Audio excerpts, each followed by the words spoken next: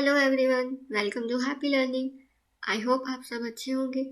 आज का हमारा टॉपिक रहेगा why does demand curve slope downward, कि जो हमारा डिमांड कर्व होता है उसकी जो स्लोप है वो डाउनवर्ड कैसे होती है या फिर क्यों होती है, इसके पीछे क्या क्या कारण है। तो आज हम ये पढ़ने वाले हैं। किसी भी डिमांड कर्व का स्लोप डाउनवर्ड क्यों होता है, ये जानने से पहले हमें ये पता होना चाहिए कि डिमांड कर्व बनता कैसे है, और उससे भी पहले हमें ये पता होना चाहिए कि लॉ ऑफ डिमांड होता क्या है, इसका मीनिंग क्या है। According to the law of demand, other things being equal, if the price of a commodity falls, the quantity demanded of it will rise, and if the price of the commodity rise, its quantity demanded will decline. कि अगर किसी भी commodity का price कम होता है तो हम quantity demand क्या करते हैं, राइज। लेकिन अगर प्राइस जो है किसी कमोडिटी का राइज हो जाता है तो हम क्वांटिटी डिमांड क्या कर देते हैं, कम कर देते हैं। हम अपनी रियल लाइफ में भी यही करते हैं। जैसे पता लगता है हमें किसी कमोडिटी का प्राइस बढ़ रहा है तो हम उसकी क्वांटिटी डिमांड कम कर देते हैं, और अगर प्राइस जो है वो कम होता है तो उसकी हम क्वांटिटी डिमांड क्या है, इंक्रीज कर देते हैं। और यहाँ पे एक और चीज़ लिखा है, अदर थिंग्स बीइंग इक्वल। अब इसका क्या मतलब है, अदर थिंग्स में क्या क्या आएंगी, taste of the consumer, preference of the consumer, income of the consumer और प्राइस ऑफ रिलेटेड गुड्स।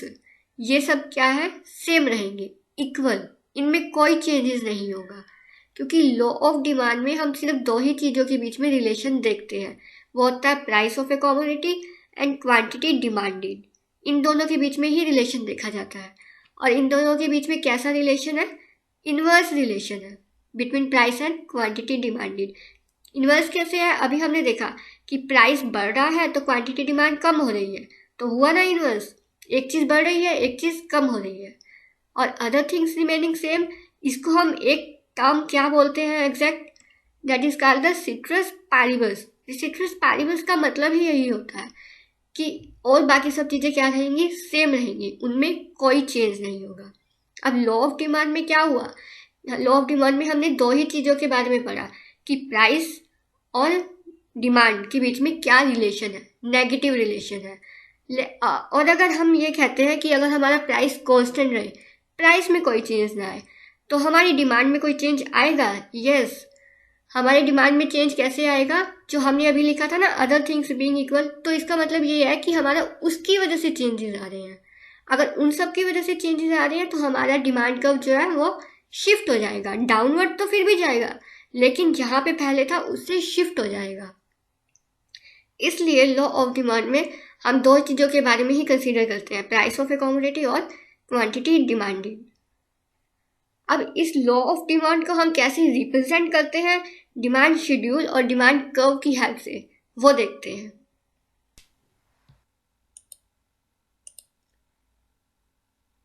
अब आता है demand schedule of an individual consumer. Price लेंगे और quantity demanded. When the price of a commodity is ₹12 per unit, the consumer purchase 10 units of the commodity. जब हमारा price 12 था तो क्वांटिटी डिमांड कितनी थी हमारी, 10, क्योंकि कंज्यूमर 10 यूनिट बाय करता था। When the price commodity falls to ₹10, जब प्राइस जो है वो कम हो गया, 12 से 10 हो गया, तो उसने ज़्यादा क्वांटिटी बाय करनी शुरू कर दी, 20 यूनिट्स। सिमिलरली प्राइस अगर और कम हो जाता है, 10 से 8 हो जाता है, तो वो क्वांटिटी और बाय करना शुरू कर देता है, 30 यूनिट्स। अगर प्राइस ₹8 से ₹6 हो गया, देन क्वांटिटी डिमांड और इंक्रीज हो गई, 30 से 40 हो गई। अगर प्राइस और कम हो गया, ₹6 से ₹4 हो गया, तो हमारी क्वांटिटी डिमांड और इंक्रीज हो जाएगी, 40 से कितनी हो गई, 50 यूनिट्स।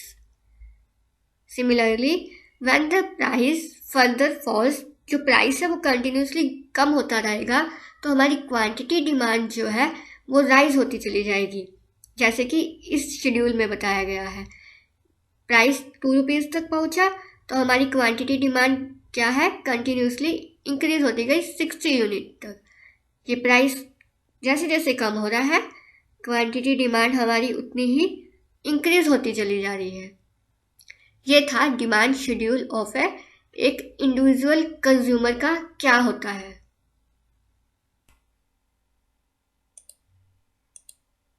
अब आता है डिमांड कर्व।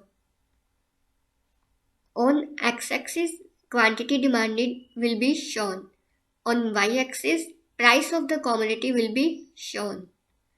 और ये वो शेड्यूल जो हमने अभी पिछली स्लाइड में बनाया था, ये हमारे प्राइस दे रखे हैं और ये हमारी क्वांटिटी डिमांडेड दे रखी है।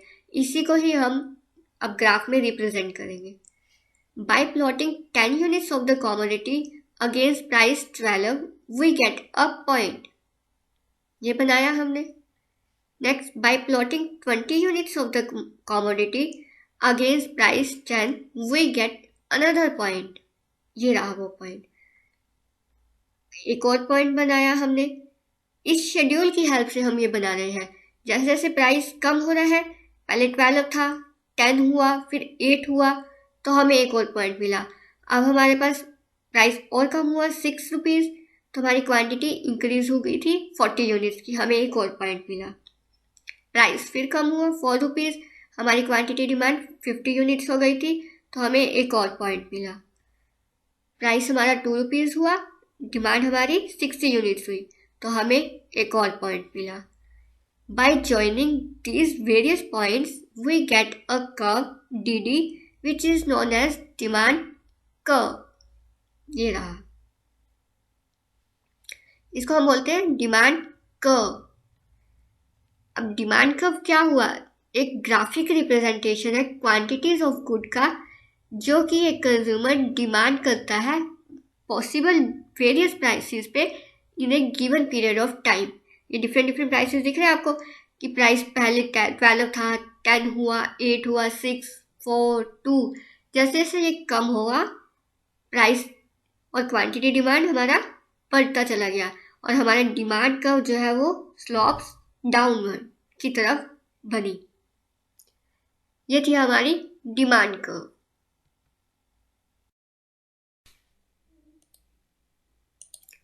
अब तक हमने देखा कि लॉ ऑफ डिमांड क्या होता है, डिमांड कर्व बनता कैसे है और डिमांड कर्व का जो स्लोप होता है वो डाउनवर्ड होता है।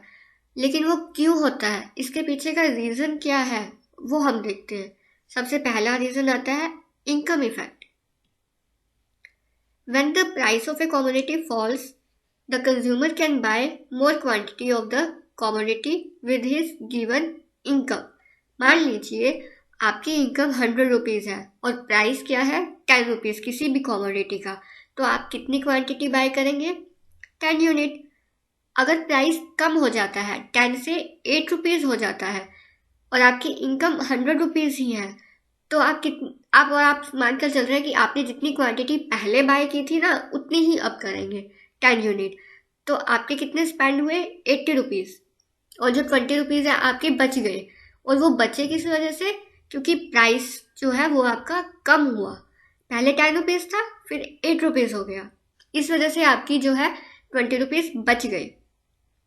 और ये बची हुई इनकम जो है उसको हम क्या बोलते हैं, कंज्यूमर की रियल इनकम, या फिर हम बोलते हैं कि परचेजिंग पावर जो है वो इंक्रीज हो जाती है कंज्यूमर की जब एक प्राइस जो है कमोडिटी का कम होता है। और ये जो रियल इनकम है वही कंज्यूमर को इंड्यूस करती है कि वो ज़्यादा से ज़्यादा कमोडिटी बाय करे, और इसी को हम बोलते हैं इनकम इफेक्ट। और इसी रीज़न की वजह से कंज्यूमर जो है वो ज़्यादा कमोडिटी बाय करता है जब किसी कमोडिटी के प्राइस कम हो जाते हैं, ये एक रीज़न है। और दूसरा रीज़न क्या है, substitution effect. When the price of a commodity falls, it becomes relatively cheaper than other commodities. जब किसी भी कमोडिटी के प्राइस कम होते हैं तो वो दूसरी कमोडिटी के मुकाबले चीपर हो जाती है। यही कंज्यूमर को इंड्यूस करता है to substitute the commodity whose price has fallen for other commodities which have now become relatively dearer. जो हमारे प्राइस कम हुए हैं जिस कमोडिटी के, उसकी तरफ सब्स्टिट्यूट होने के लिए वो हमें इंड्यूस करता है। और इसी सब्स्टिट्यूशन इफेक्ट की वजह से जो हमारी क्वांटिटी डिमांड होती है वो बढ़ जाती है किसी भी कमोडिटी के प्राइस के कम होने से। ये दो इफेक्ट थे जिसकी वजह से हमारा डिमांड कर्व जो है स्लोप जो है डाउनवर्ड की तरफ जाता है। आई होप आपको समझ आया होगा।